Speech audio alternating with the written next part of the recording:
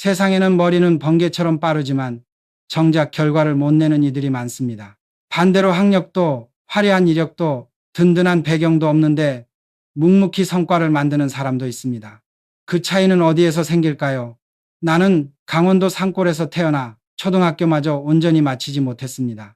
끼니가 모자라 남의 논밭을 빌려 일했고 구두 한 켤레를 기워 신으며 겨울을 건넜습니다.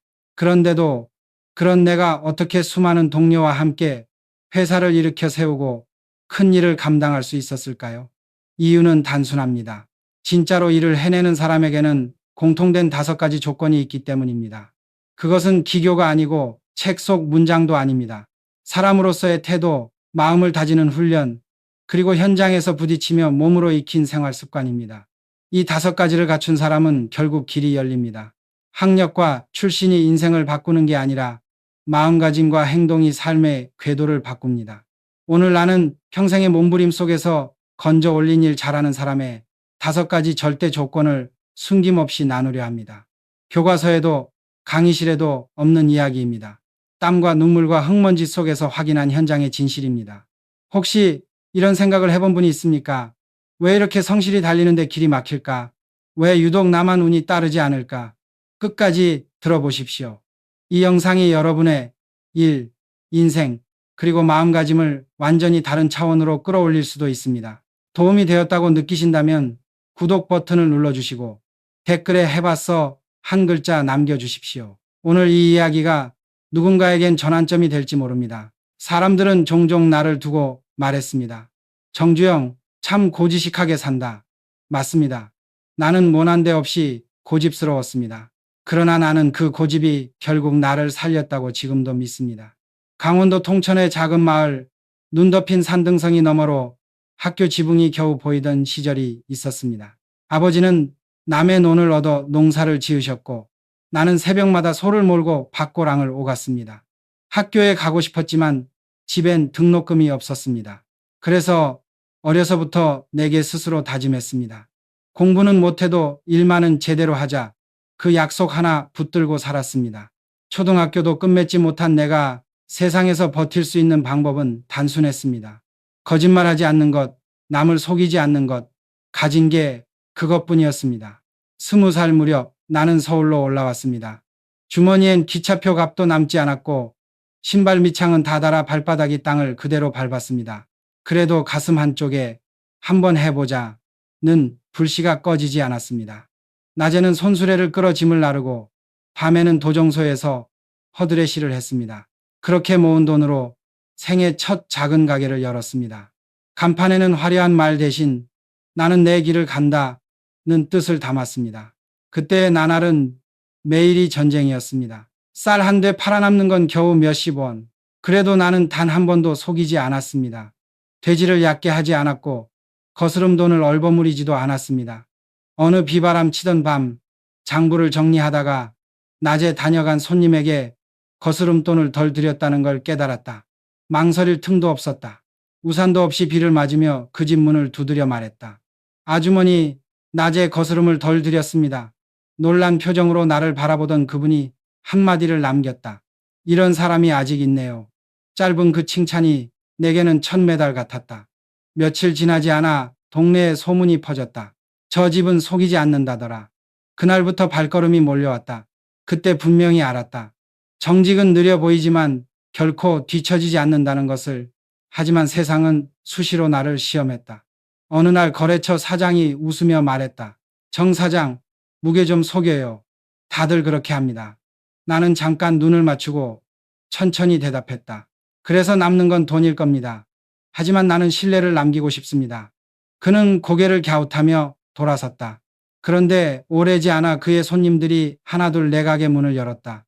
사람들은 결국 믿을 수 있는 사람을 찾아 움직인다.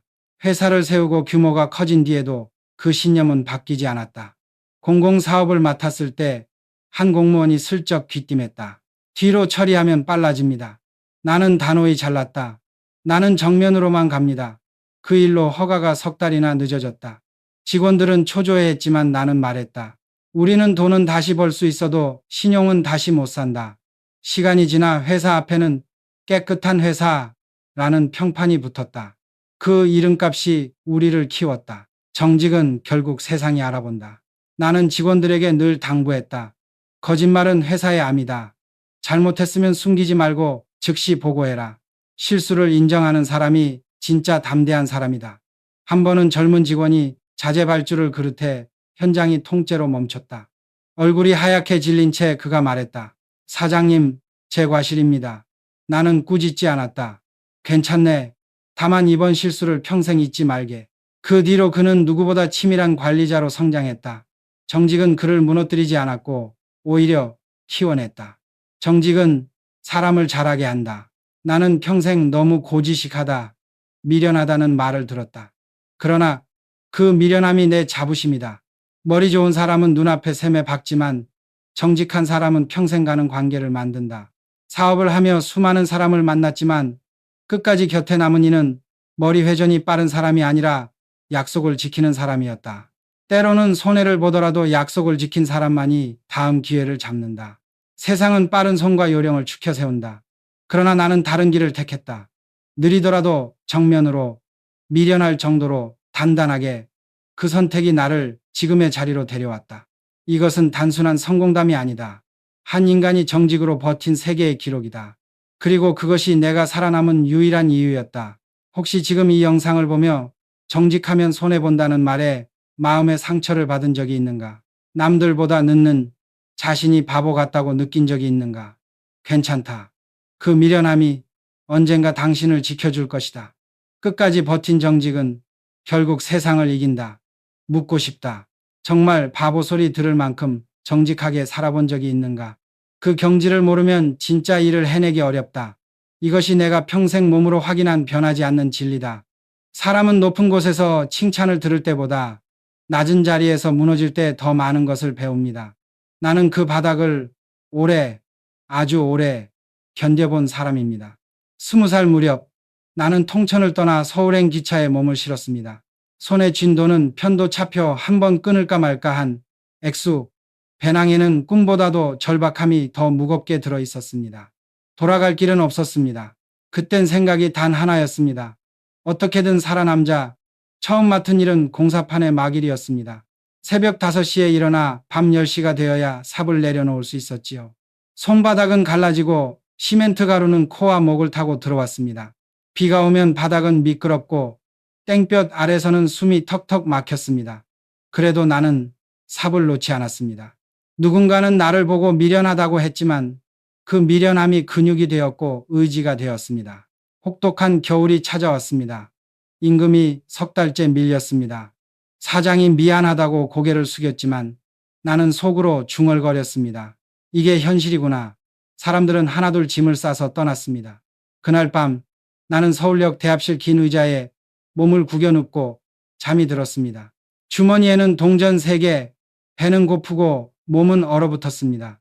기차가 지나갈 때마다 바닥이 진동했는데 이상하게도 그 떨림이 위로처럼 느껴졌습니다. 그래, 아직 살아있구나. 그 순간 마음속에서 운이라는 단어가 사라졌습니다. 대신 결심이 들어섰지요. 여기서 다시 기어오르자. 끝까지 내려왔으니 위로 갈 일만 남았다. 다음날 새벽 또다시 일거리를 찾아 헤맸습니다. 건축 자재를 나르고 시멘트를 비비고 밤에는 목욕탕 바닥을 닦았습니다. 잠은 공사장 한켠에서 쪽잠으로 때웠고 끼니는 남은 도시락 반찬으로 때울 때가 많았습니다. 허기져 비틀거렸던 어느 날 옆에서 함께 일하던 인부가 내 어깨를 툭 치며 말했습니다. 정씨, 버텨. 바닥은 끝이 아니야. 시작이야. 그 한마디가 번개처럼 머릿속을 갈랐습니다. 그래, 바닥은 출발선이구나. 몇 해가 흘러 나는 현장 소장이 되었습니다. 그때 또렷이 알게 되었습니다.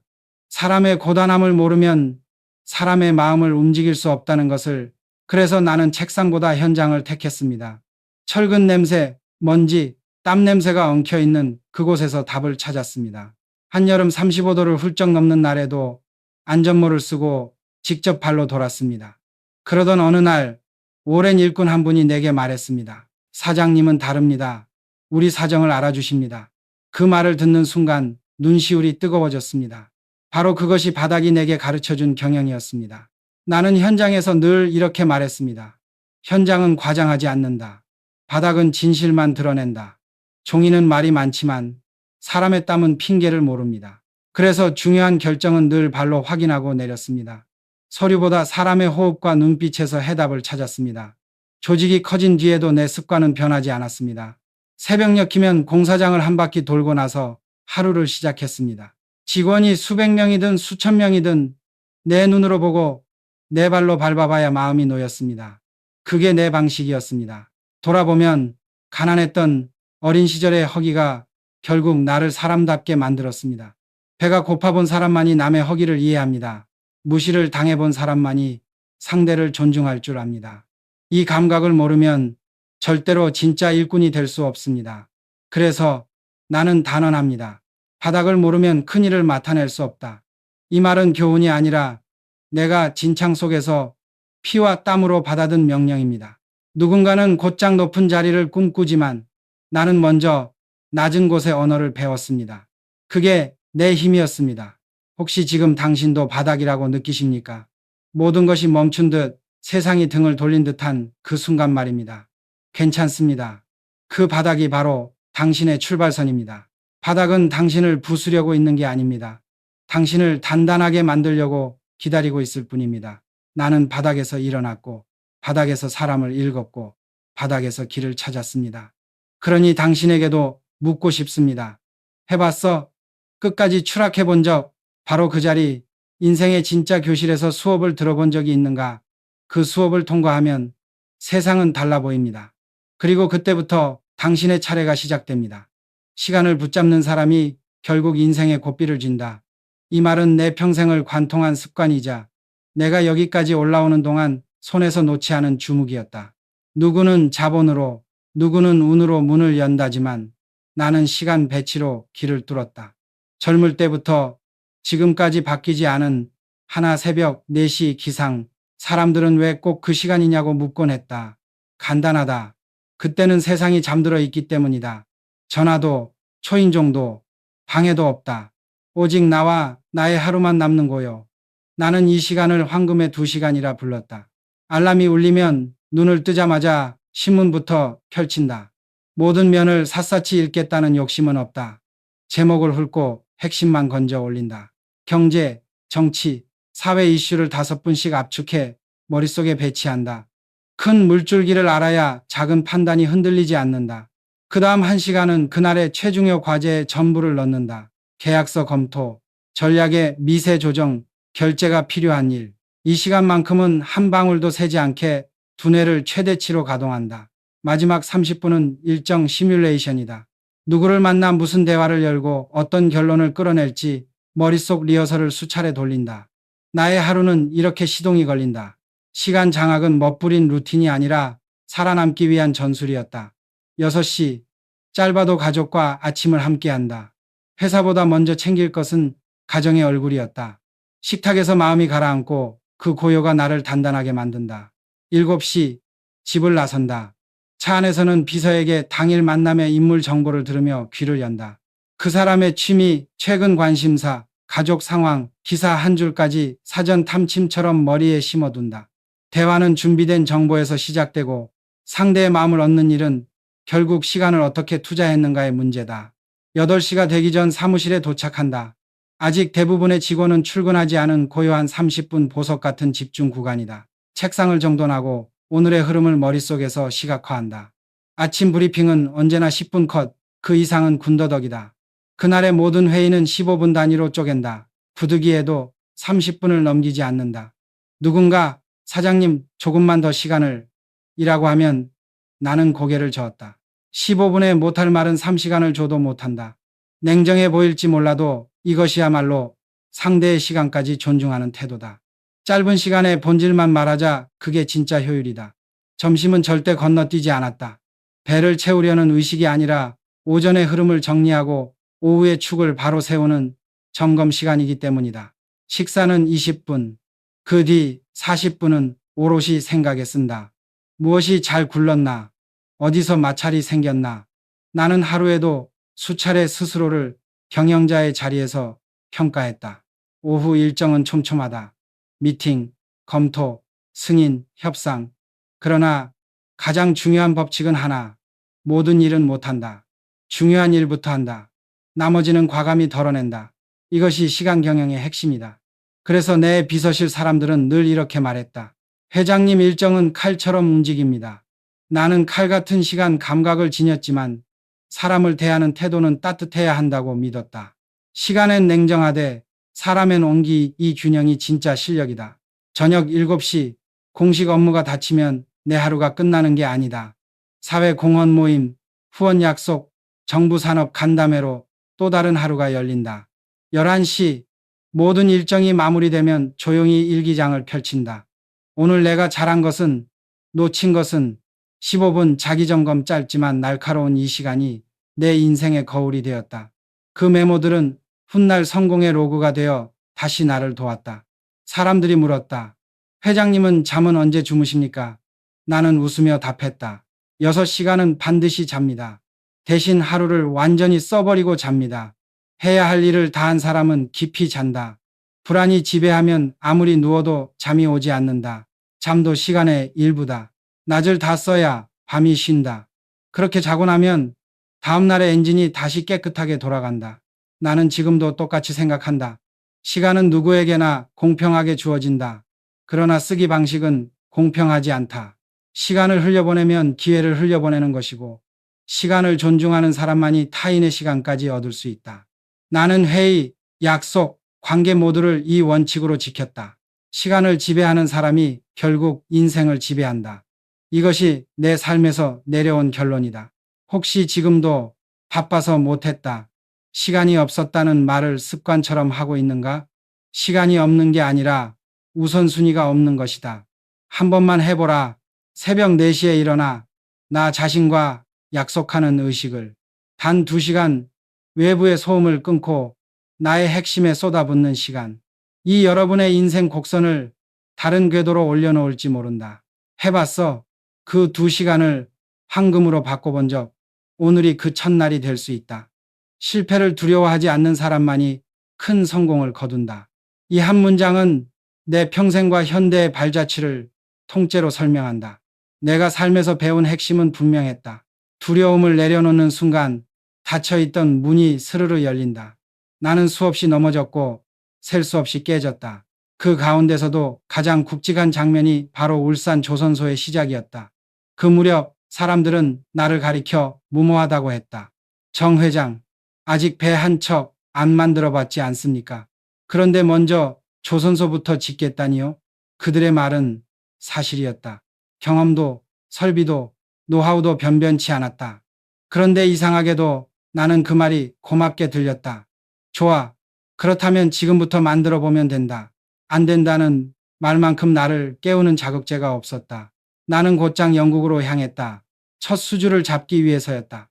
협상 자리에서 그들이 물었다. 미스터 정, 조선소는 어디에 있습니까? 나는 잠시 미소 지으며 답했다. 지도에 있습니다. 당시 우리 손에 있던 것은 설계도 한 장뿐이었지만 내 머릿속에는 순서가 분명했다. 계약이 먼저다. 계약이 있어야 공장을 짓고 공장이 있어야 배를 만든다. 세상은 늘 순서를 따지지만 나는 결과를 먼저 정해놓고 거꾸로 길을 닦았다. 첫 계약에 도달하기까지 수십 번의 거절을 맞았다. 당신들은 불가능하다. 그 말에 밤새 뒤척였다. 그래도 물러서지 않았다. 그리고 마침내 1972년 12월 현대조선의 첫 계약이 체결되었다. 나라의 역사에도 우리 회사의 연대기에도 없던 파문이 일었다. 진짜 전쟁은 그 다음이었다. 조선소를 세우려면 막대한 자금이 필요했지만 국내 금융권은 일제히 고개를 저었다. 리스크가 너무 크다는 이유였다. 나는 다시 영국의 은행들을 찾아갔다. 그들은 장부와 현장을 샅샅이 들여다보고 마지막으로 물었다.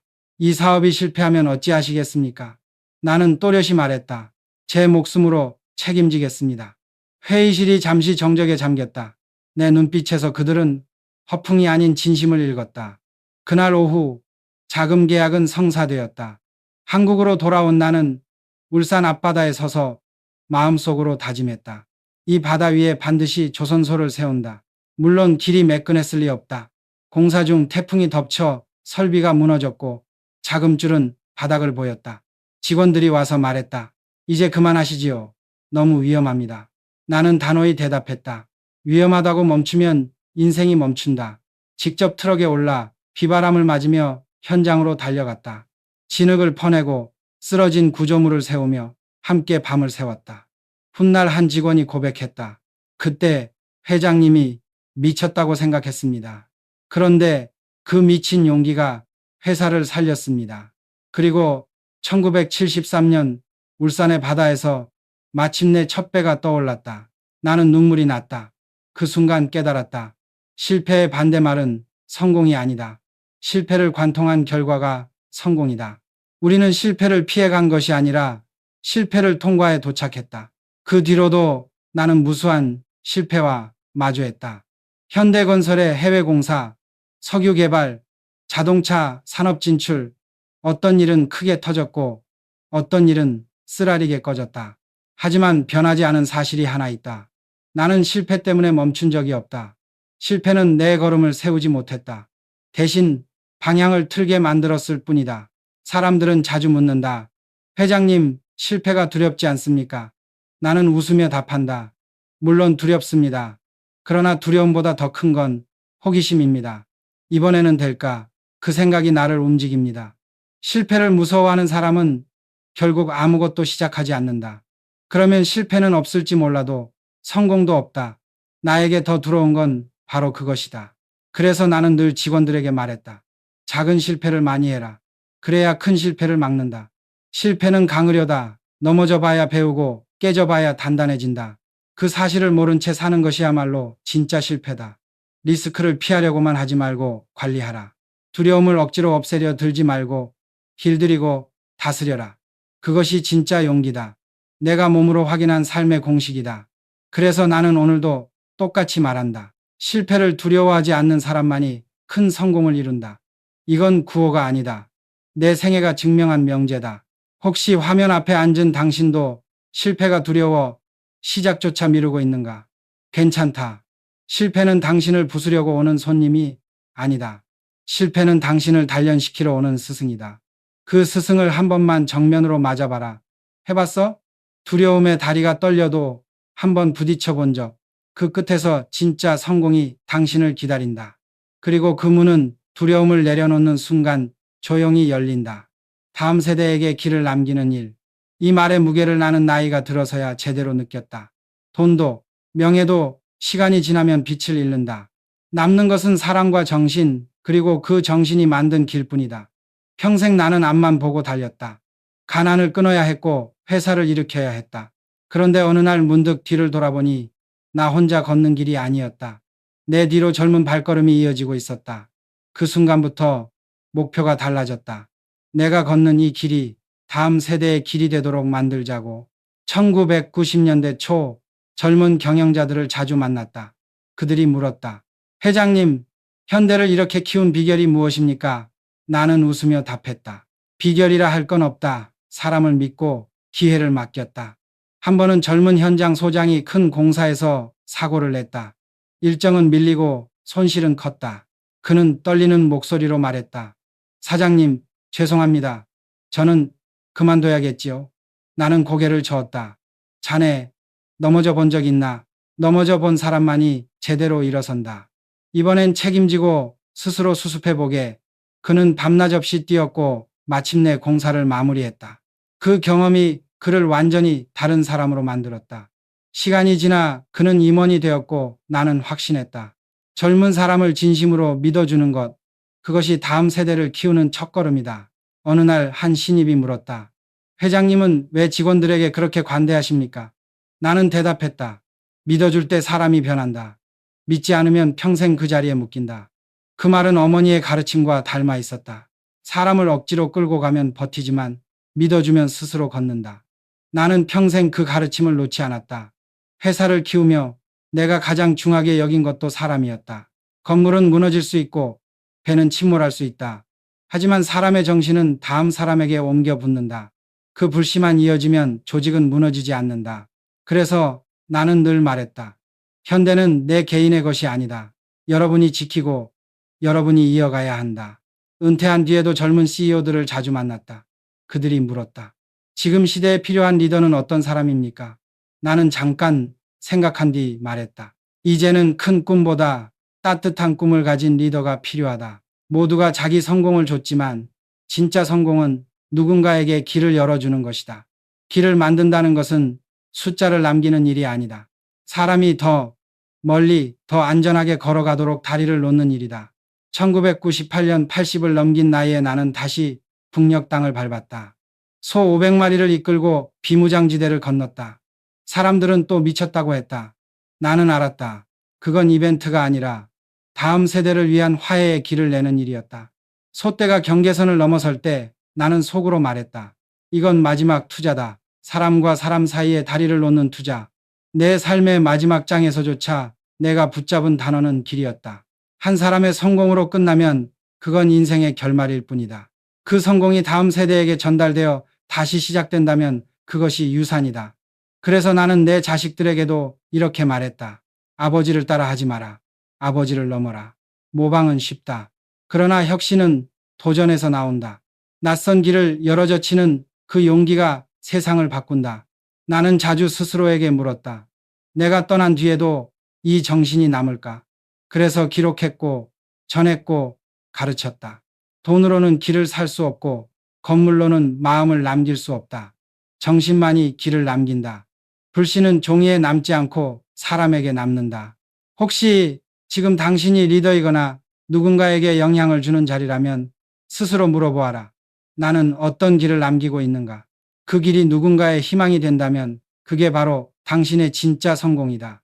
숫자와 직함이 아니라 뒤따르는 사람들의 발자국 소리가 당신을 증명할 것이다. 해봤어? 누군가의 인생에 길을 내본 적, 실패할까 두려워 멈칫거리지 말고 작은 다리 하나라도 먼저 놓아보라. 언젠가 그 다리를 건너는 젊은 발걸음이 당신의 이름 대신 당신의 정신을 기억할 것이다. 그리고 그것이야말로 세상에 남기는 가장 큰 유산이다. 내가 삶의 끝자락에서 얻은 답은 하나다. 진짜 재산은 신뢰다. 평생 돈을 벌었고 건물을 세웠다. 하지만 세월이 흐른 지금 뒤를 돌아보면 손에 남아있는 것은 숫자가 아니라 사람들이 내게 건네준 믿음이다. 젊을 때 나는 날마다 위기와 씨름했다. 자본이 모자라기도 했고 기술이 부족하기도 했다. 그래도 단 하나, 신뢰만큼은 잃지 않겠다고 마음속에 못을 박았다. 나는 현장에서 늘 말했다. 돈이 당장 없어도 괜찮다. 그러나 신뢰는 한 번 잃으면 다시 사올 수 없다. 누군가에게는 좋은 말로 들렸을지 모른다. 그러나 나는 이 말을 피와 땀으로 배웠다. 한 번은 해외 공사 도중 자금줄이 뚝 끊겼다. 모두의 얼굴에 그늘이 졌다. 나는 직접 해외 은행의 고위 임원을 찾아갔다. 그가 물었다. 정 회장, 담보는 준비되어 있습니까? 나는 미소 지으며 대답했다. 담보는 없습니다. 하지만 약속은 있습니다. 잠시 침묵이 흘렀다. 그는 내 눈을 들여다보더니 고개를 끄덕였다. 며칠 후 송금이 이루어졌다. 그때 나는 뼛속 깊이 깨달았다. 돈보다 무거운 힘이 신뢰라는 것을. 회사가 커질수록 나는 오히려 더 조심스러워졌다. 사람이 많아지면 실수의 파문도 커지기 때문이다. 그래서 구성원들에게 늘 당부했다. 잘못은 괜찮다. 그러나 거짓은 안 된다. 실패는 다시 일어나면 된다. 하지만 거짓은 한번 금이 가면 다시 붙여도 흔적이 남는다. 우리는 그 흠집을 감당하기 어렵다. 세계 시장으로 나아가던 시절, 외국 파트너들은 늘 우리를 의심했다. 한국의 그 회사가 정말 해낼 수 있을까? 그럴 때마다 나는 분명히 말했다. 우리를 당장 믿지 않으셔도 좋습니다. 다만 우리가 약속한 일은 끝까지 해냅니다. 이 한마디가 결국 수많은 계약으로 이어졌다. 그리고 계약서보다 더 값진 것을 남겼다. 신뢰라는 평판이다. 나는 사업이란 결국 사람과 사람 사이에서 벌어지는 신뢰의 싸움이라고 생각한다. 돈은 계절 따라 늘었다 줄었다. 하지만 신뢰는 시간이 지나도 남는다. 그 믿음을 지켜냈기에 우리는 수많은 고비를 넘어설 수 있었다. 어느 날 한 젊은 직원이 내게 물었다. 회장님, 성공의 비결은 무엇입니까? 나는 웃으며 답했다. 성공은 기술의 문제가 아니라 태도의 문제다. 그리고 태도의 중심에는 신뢰가 있다. 사람은 머리로만 움직이지 않는다. 마음으로 움직인다. 그 마음을 얻으려면 계산보다 진심이 먼저다. 나는 평생 이렇게 다짐하며 살아왔다. 남의 것을 탐하지 말고, 억지로 빼앗지 말고, 실패를 남 탓으로 돌리지 말자. 겉으로는 돌아가는 길처럼 보일지 몰라도 이 길이 가장 빠른 길이었다. 누군가 내게 물었다. 회장님은 어떻게 그 많은 일을 해내셨습니까? 나는 담담히 말했다. 나는 남들보다 특별히 영리하지 않았습니다. 다만 약속을 어기지 않았을 뿐입니다. 그 한 가지가 나를 여기까지 데려왔다. 다시 강조하고 싶다. 진짜 재산은 신뢰받는 마음이다. 인생의 결산을 앞두고 내가 골라낸 문장이다. 사람들은 종종 돈으로 자신을 증명하려 한다. 그러나 시간이 지나 남는 질문은 하나다. 저 사람 믿을 만한가? 믿을 만한 사람 곁에는 자연스럽게 사람이 모이고 기회가 모이고 돈이 따라온다. 반대로 그 믿음이 무너지면 아무리 크게 보여도 언젠가 흔적도 없이 무너진다. 혹시 이 영상을 보고 있는 당신도 누군가의 신뢰를 잃은 경험이 있는가? 괜찮다. 다시 세울 수 있다. 시작은 화려한 복구가 아니다. 솔직함이다. 있는 그대로 말하고, 모르면 모른다고 하고, 잘못했으면 먼저 인정하는 것이다. 솔직함은 느리게 보이지만 가장 견고한 속도를 가진다. 나는 내 인생을 이렇게 정리하고 싶다. 거짓 없이 살고 믿음으로 일하라. 그것이 모든 성공의 기초 공사다. 기초가 단단하면 위기는 흔들어도 무너지지 않는다. 이제 마지막으로 부탁이 있다. 오늘 나의 이야기가 마음에 조금이라도 닿았다면 댓글에 신뢰라고 적어달라. 당신의 그 한 줄이 내게도 큰 힘이 된다. 그리고 더 듣고 싶은 주제가 있다면 주저하지 말고 알려달라. 나는 당신의 도전을 응원한다. 끝까지 함께 걸어준 것 진심으로 고맙다. 당신의 내일이 믿음으로 단단해지고 당신 곁에 선 사람들이 그 믿음으로 더 멀리 나아가길 바란다.